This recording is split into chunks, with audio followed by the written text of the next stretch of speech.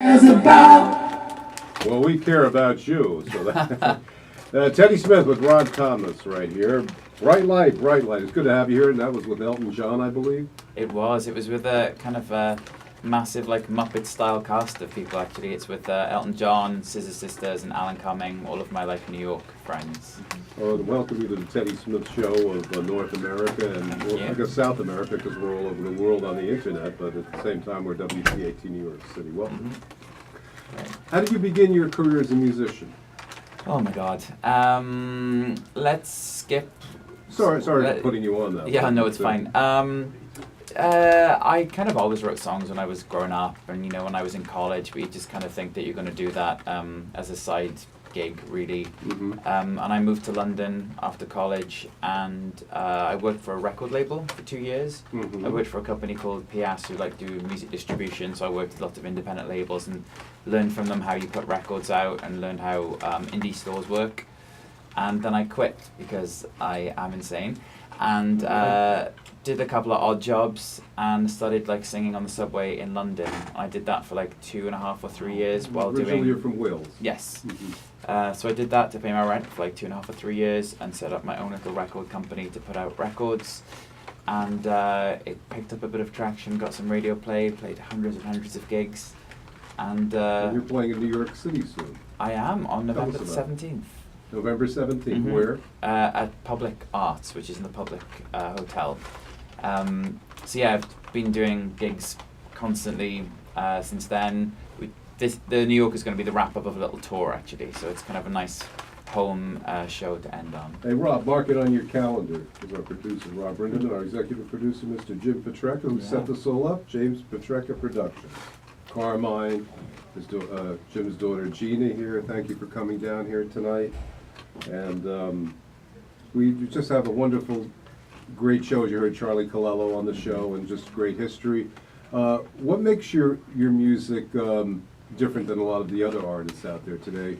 What can people find in some of the lyrics of your music that you'd like to share with us tonight? A lot of it is inspired by like 80s and 90s pop culture. So I wrote the last album, Choreography, which all the name is from, kind of based on my love of dance sequences from 80s and 90s movies. So like Romy Michelle's High School Reunion, Flashdance, Footloose, Mannequin. And so it's really got like a kind of cinematic tone to it, which I really enjoy. And like all the arrangements are very much inspired by, you know, like old Hollywood films and like New York City, which I find like constantly inspiring. Of course, you're all over the internet. You have quite a Wikipedia, quite a page over here that you have here. Well, I don't administrate that Wikipedia page. God knows what's on it. but in the meantime, you're all over YouTube. You're all over the internet. Social media is very prominent. You have a website. Mm-hmm. Yeah. What is that again? So all of the handles are BrightlightX2. So it's like Twitter, Instagram, Facebook, blah blah blah / BrightlightX2. When did you first meet Elton John? I think it was 2008 or 2009. He has a management company and he works with lots of different artists to, you know, manage their careers. And at that time, I was just going under my own name. And I met him and he was great, but obviously he's like an ultra legend, so you're very timid and very shy. And eventually, you know, I didn't work with that company anymore, but he kept tabs on what everyone was doing. And what is he like as a person? I mean, he's very down to earth. I understand. He's awesome. Like he's a music fan, you know. So he just loves discovering new music, and he loves hearing people's journeys and people's songs and lyrics. And he goes out onto SoundCloud and finds new people all the time, and goes record shopping. And he's just this amazing guy who really built his own empire from his talents.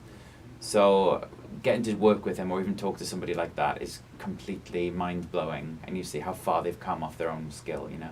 Have you also worked with some other legends in the music industry as well? I've worked with Erasure. I've worked with Scissor Sisters and Ellie Goulding and John Grant.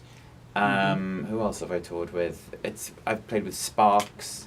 Tons of people, really. So like everyone on my list of my inspirations, I've pretty much worked or met or toured with all of them, apart from the late great George Michael. Well, if I can get out of the radio station, I'd certainly like to come see your show. Well, hopefully you'll have a break one of these days, you know. You have your electric piano here. So you're going to sing for us live on the radio, and what will that be? I am going to sing the first song that I recorded with Elton John. It's called I Wish We Were Leaving. Well, the microphone's yours, the mics Yeah. are all on you, so we're ready to do this.